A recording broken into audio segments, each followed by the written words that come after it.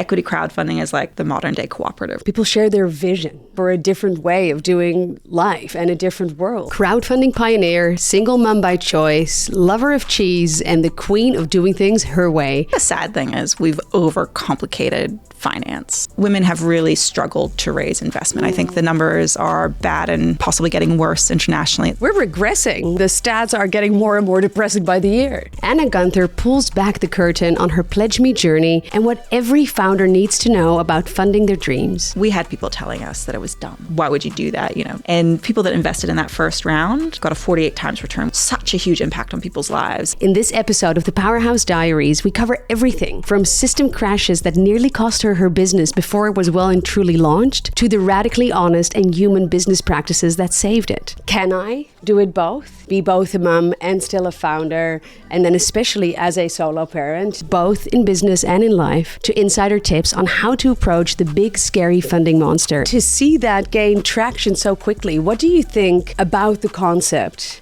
that drew people in actually from the beginning?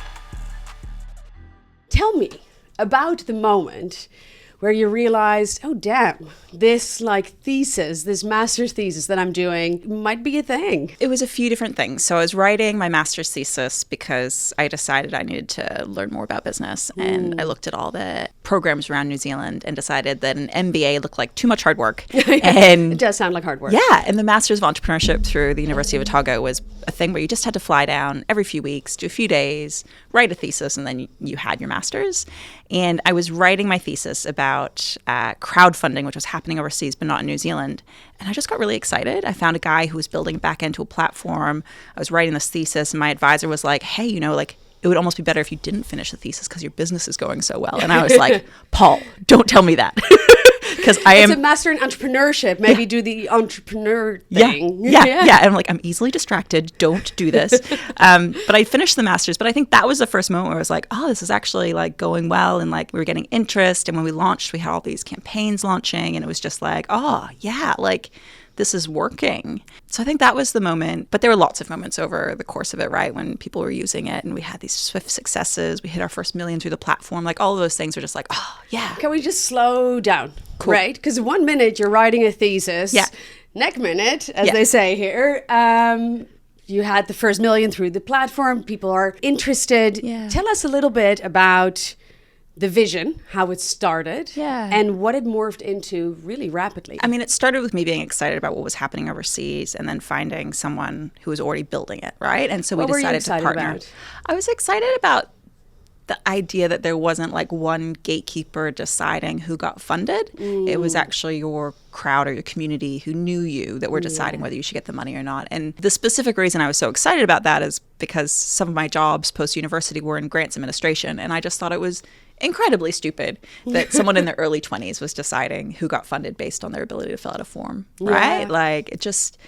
It was dumb. And so I was really excited by what I was seeing happening overseas. And when I met my co-founder, it was just like, oh, yeah. We can do this. Between us, we have the skills to make it happen. And so, decided to do that part-time around my job and around writing my thesis. Ended up putting some money in, both of us, to get it started and to sort of fund the things that we couldn't do, like design. Really bad at design. And just decided to give it a go. Yeah, amazing. And to see that gain traction so quickly, what do you think it was about the concept that drew people in actually from the beginning? It still is such a big pain point in New Zealand, right? Funding things. And at that time, there were no other crowdfunding platforms. It wasn't really happening. There was Give a Little, but that was more donations, sick kids, which is important. But that sort of funding for artists and musicians and founders, there just wasn't any other pathway really. And so when we started, there was just a lot of interest and excitement to do stuff differently. It was interesting though, in the first few weeks of launching, we had a lot of campaigns coming through. But then we had our transaction provider decide that crowdfunding was illegal. Oh, just minor detail. Yeah. It's kind of the crux of your whole business. Just the actually being able to process funding. And they cut us off within an hour of telling us that they decided. What? Oh my God, take us to that moment. Yeah, it was pretty insane. And it was funny because it must have been at least a month in, because we'd already had our first wave of funded campaigns, but we hadn't processed the money yet. And, we were like, oh my gosh, there's this troop of school choir boys that had funded a trip to go overseas, and we were like, oh my God, we're not sure we're going to be able to process it. It was funny because my co-founder turned to me or called me and was like, we're done. Like, there's no coming back from this. If we can't process the funds, like, this is over. Yeah. And I was like, nah, like, No. we're not. Let's go rogue. We're not giving up. And so, like, overnight, he built a way to send people bank details to process the funds, and I just communicated with everyone, and I sent out this message being like, this is the hardest thing I have to say, but our transaction provider has decided that crowdfunding is illegal. It's definitely not. We're working through a process with them, but in the meantime, what we're going to do is this. And it was amazing. We had lots of people come back and just be like, this is so dumb. Like, how could this happen? What can we do to help you? We had people posting memes, just being really down on our transaction provider, changing their name from Flow to Cash to No to Cash. And we also had people calling and canceling their credit cards because the transaction provider said it was related to one of the credit card providers. Oh. And one person who was raising funds with us at the time sent out a press release to all the media. And so we had like the TV calling up our transaction provider being like, why have you decided this is illegal? And thankfully our transaction provider was like, we don't want this.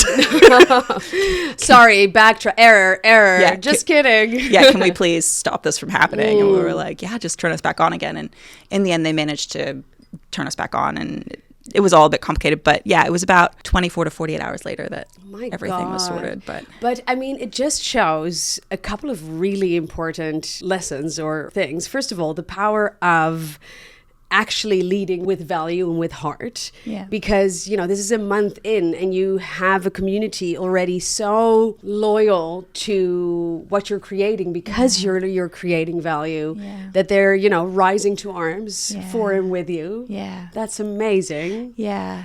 It was really amazing. Like, there were so many people that just like leaned in and they're like, okay, we're going to support. Like, I remember our admin at the time like came over with soup to make sure I was okay because I hadn't really slept, and she was just like, I'm here, and like she answered my phone when someone was calling to just like give me that space to do the thing.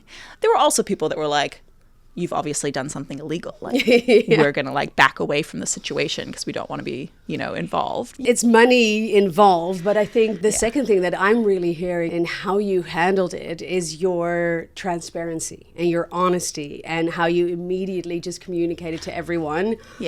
And giving them like the choice on what they want to do with it. Totally.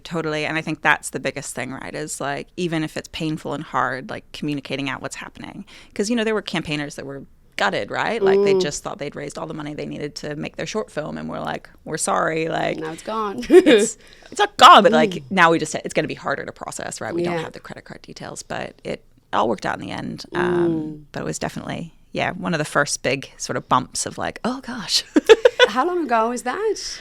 That would have been 2012 sometime. So 13 years. Yeah. So in those 13 years, obviously the financial landscape, the entrepreneurial landscape, the funding landscape, even the money, like what the currency we operate in, have undergone major shifts. And I mean, let's be realistic, are also currently undergoing major shifts. How is PledgeMe today different from the PledgeMe you started 13 years ago? It's a whole different world, right? Like, gone are the days that people do everything on a computer. Gone are the days that people don't understand social media. Gone are the days where people called it clown funding because they didn't quite understand what we were doing. That's brutal. Yeah.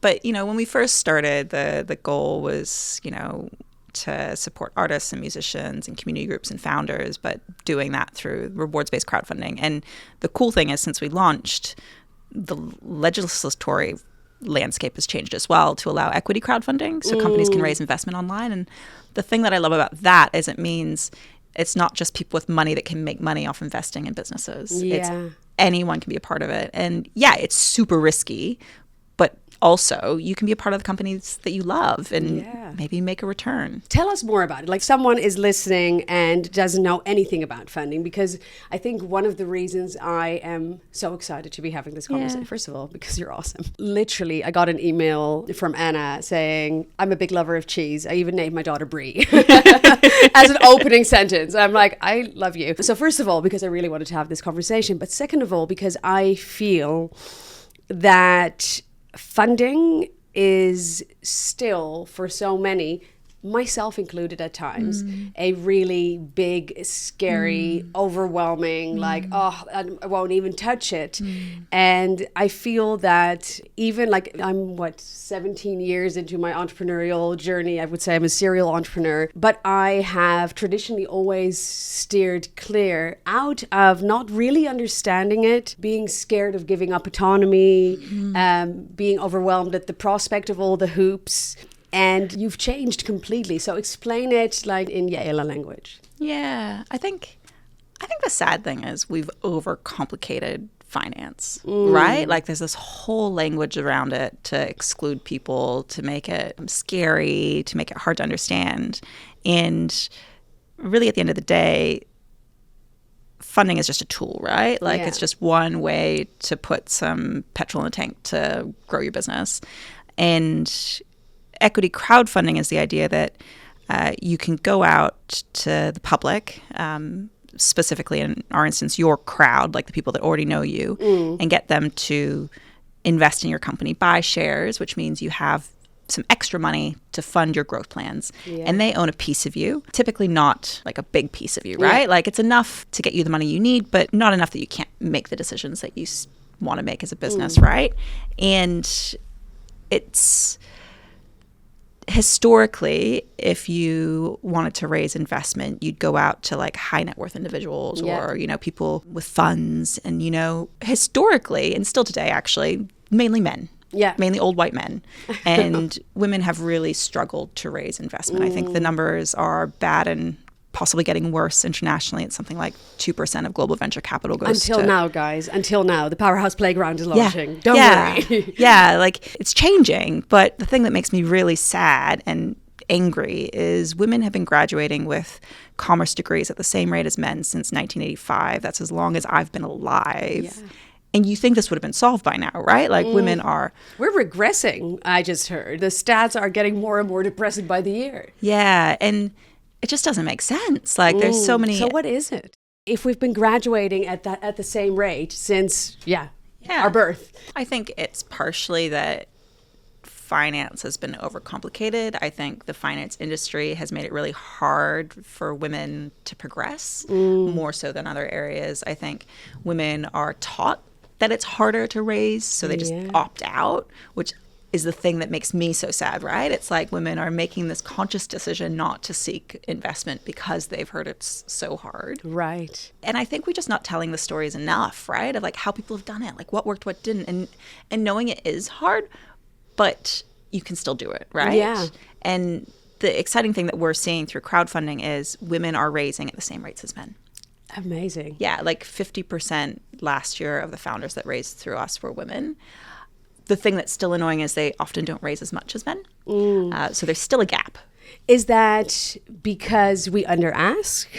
I think it's often that women ask for less. But I also think potentially women's networks, which are predominantly women, might not have the same amount of disposable income that men's networks might have. Right. But that said, we all have men in our networks too. It's just, I think it's partially under-asking and partially just not getting the same amount. What is your advice to the female founder who has the great idea but doesn't know where to start when it comes to actually bringing that to life? I think when it's that sort of first stage and you're trying to make something from nothing, it's just asking for help, right? Like finding that's people. Everything. Yeah. And the thing is, most people will give you an hour in return for a coffee because actually they just want to help other people do cool shit. Yeah. And we're all here interested and excited and curious, especially founders, right? Like we all want to know what everyone else is doing because it's just so interesting in how they've done it.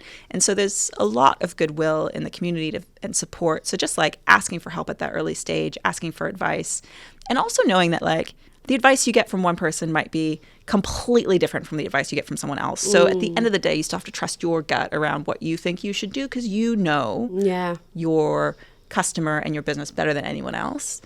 But you can definitely learn from other people. Absolutely. And you know your customer better, and also you know what's right for you. Like, I think a lot of early stage entrepreneurs or solopreneurs, and actually myself included at different stages of my career, they outsource their knowing, they outsource their power. They're looking at, you know, whatever guru is proclaiming, this is the strategy, this is the way to go. And that might be a really great way for them, but if it doesn't resonate, if it doesn't feel good for you, it will never work. Yeah.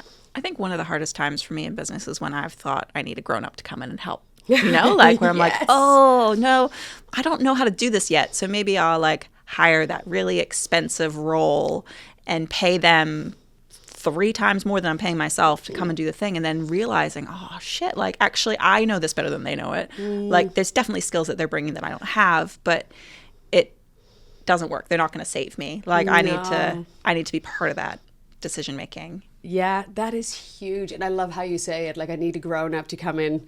And then at one point you're like, oh fuck, I'm the grown up. I am the grown up. Damn it. Yeah. Okay.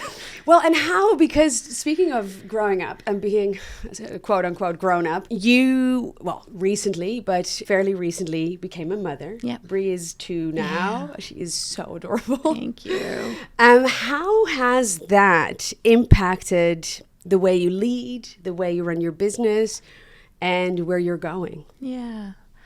I think you lose a lot of time, right, when you have a kid, as you should, because they need you and you want to be with them. But it's definitely made me figure out how to be more focused in the time that I have. Yeah. And also how not to just keep on focusing on things that they just don't need my time, right? Like I think I've gotten better at delegation. I think I've gotten better at just like getting a bit more hands off on the things that I don't need to be hands on in. And it just, you know, for a very long time, my company was one of the most important things in my life. Yeah. And both having a child and I was actually out of the business for a few years, both of those things helped me recalibrate. Like there's lots of things that are important. And I actually don't know, because I had Bree on my own as a solo mama by choice. And I don't know if would have been able to do that if I was in the business at the time. Like I think I would have just been so focused on growing the business and doing that I wouldn't have taken the time to figure that out. It's a whole process in itself to go through. Yeah. And you've also decided to go back into the business now. Yep. So clearly there is a way to have your baby and eat it too. Avoid eating babies, but yes, definitely have that cake. You can definitely do both. And I think it's just figuring out how to get that support as well to do both. And I'm really lucky. I live with friends, so I've got... Well, you very consciously designed it that way as well. Yeah, design and luck to... It's really interesting, though, the friends that I live with, the only reason we're friends is because I started my business. Really? Yeah, so I live with my friends Lonnie and Hugh, and both of them have crowdfunded through PledgeMe in the past, and that's how I met them. Lonnie first crowdfunded for a youth organization that she was working with, and then later equity crowdfunded her payroll business that she was the first CEO of with her now husband Hugh. The only reason we're so close is because of my business. So the fact that I have this foundation to grow my business is really down to PledgeMe. And I think that's the cool thing, right? Like you can start a business, but your business can be the place that you find friends, like deep friendship, support, inspiration. Like it's not just making money.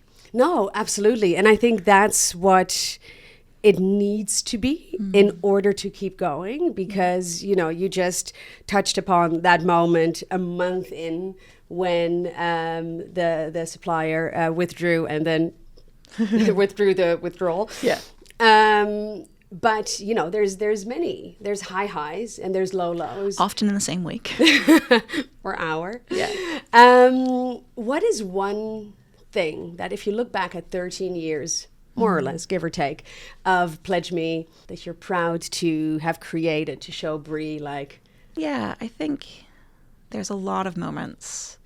One thing that I I talk about a lot is my inspiration in business comes from my granddad, who started his first business when he was a teenager, left high school, threw his books under a bush outside of Otago Boys and was like, I'm never going back. And in his business life, he did a lot. But the thing that struck me was after he passed away, one of his old teammates called to talk to my Nana to wish him a happy birthday, even though he was gone, like just that sort of connection that you make with people. And I think that's the thing I'm proudest of, is the connections that I've made with my team and my customers and people that, they really truly care and they're there for Bree as well as for me.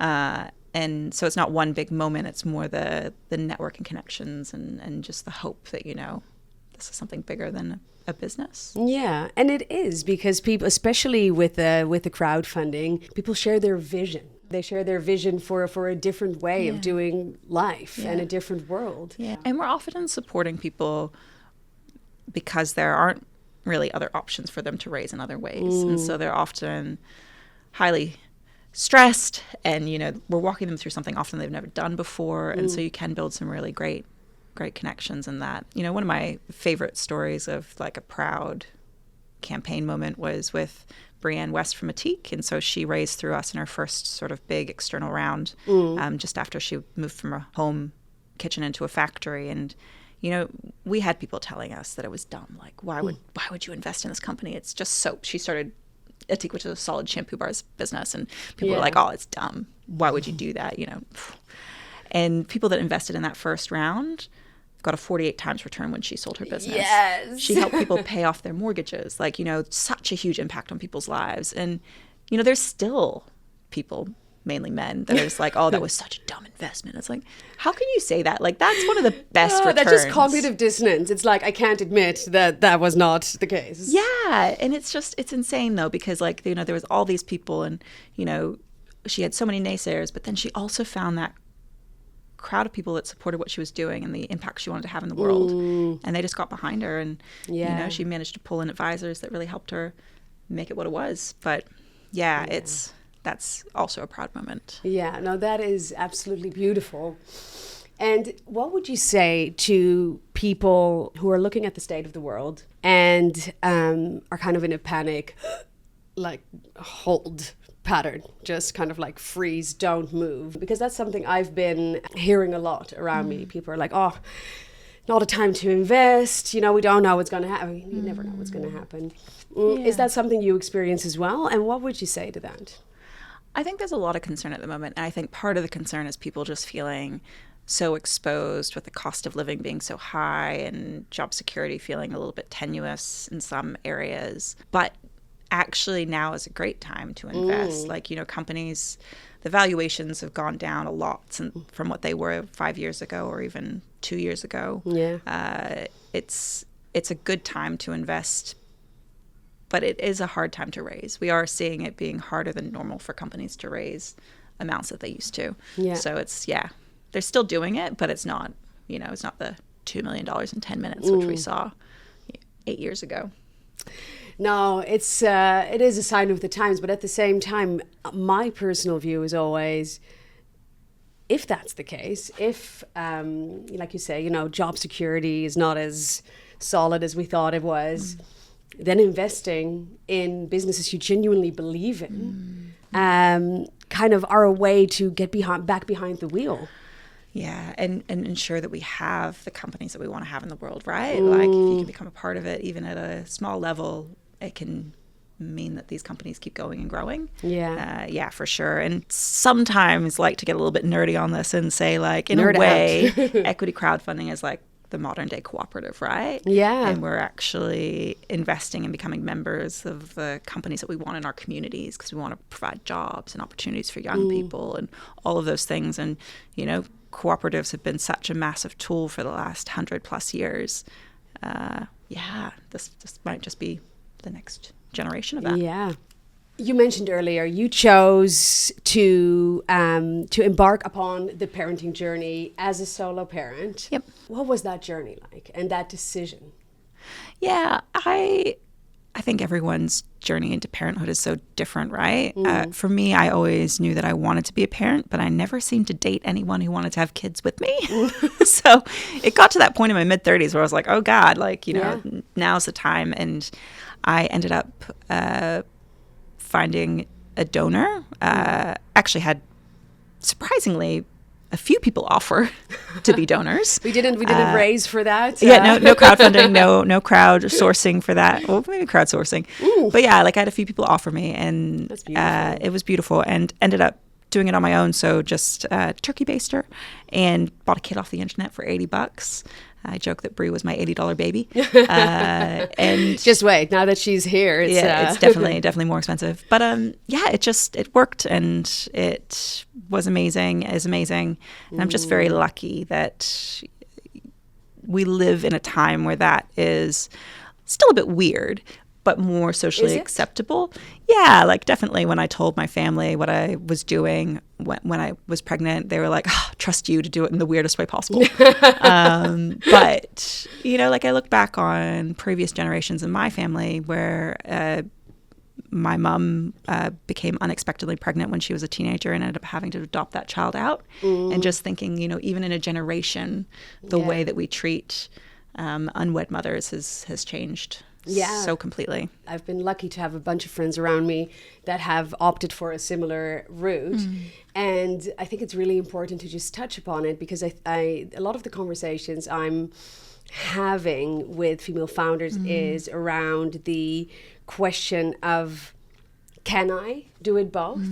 Can I be both a mum and still a founder? And then especially as a solo parent, I became a solo parent, wasn't planned, but it definitely creates a different playground to play in, Finishing this up with just an audio, because, this is the life of a founder and a mum. Can I just quickly tell you my worst tech moment of my entire life, just to make you feel better? Yeah. So we had this big campaign, and it was launching, and the platform went down just as it was launching, like just out. And it was so bad, and so many people were angry with us. And then we got media coverage the next day, Radio New Zealand, everyone calling, being like, why did your platform go down? And I was like, it's okay. We fixed it. Like the tech team did everything to fix it. And we were like, it's relaunching tonight. Oh, no. The second night, it went down again. And the campaigner was furious. We were so stunned. And we ended up solving it by making this manual way for people to pledge. And the campaign raised $2 million in 10 minutes. Oh, my God. But there was just so much anger, and just like 2 nights in a row. And it was like a completely different technical fail that night. Like it was just like unforeseen, but still I wanted to crawl under my desk and just cry. I was just like, once is fine, twice is not. And in those moments, you're also like, okay, what are you trying to tell me? But I mean, look at the creative solutions yet again you presented, and $2 million in 10 minutes. Are you kidding me? It was funny. Like we were so apologetic, and we, there was so many things we did to support that founder because of it. But it was funny. One of my advisors was like, well, the reframe is it's their fault. Like they broke your platform. I was like, exactly. I'm not going to say that, but The goal is for anyone, raising funds with you, break the platform. Get so many people investing. So much support. Yeah. Okay, wrapping it up. To the founder who is nervous about taking up space and sharing their story and asking for support, because that's really what it is, because we struggle receiving and we struggle asking. What are your words of wisdom for her? I think it's so sad, because you're taking away opportunities for your crowd to be a part of your journey and support you and potentially be a part of your success, right? I think there needs to be a reframe. It's not just asking for help, it's inviting people in to be a part of your story. And that's so exciting. And to those women that maybe are too scared to think about doing that, start small, right? Like invite people in that are already part of your close crowd, your friends, your family, and make them a part of what you're doing and grow from there. Like it doesn't need to be day one front of the New Zealand Herald, but yeah, it's such a loss for New Zealand if we can't get in behind you. Oh, I love that. Amen to that. Yay. Yeah, because it's true. And, like even on a small scale, just in our personal lives, what a joy to be able to help someone, to be a part of their story. So don't make it about the money. Invite them in to be part of your story. I absolutely love that. Yeah. Anna and I are going to throw together some cool other resources around funding for you guys. Totally. Probably in our Substack, in newsletter, whatever. We'll put it somewhere. I'll let you know. Because I think there is so much we can learn from her. I want to thank you so much for coming. Yeah. Sorry for every technical difficulty, but you know what? So far, the platform hasn't gone down, so we're winning. We're all good. And thanks for having me. And sorry to make it so short. And really looking forward to hanging out over the next few days as well. Yeah, I can't wait. Go. Thank you. Thanks.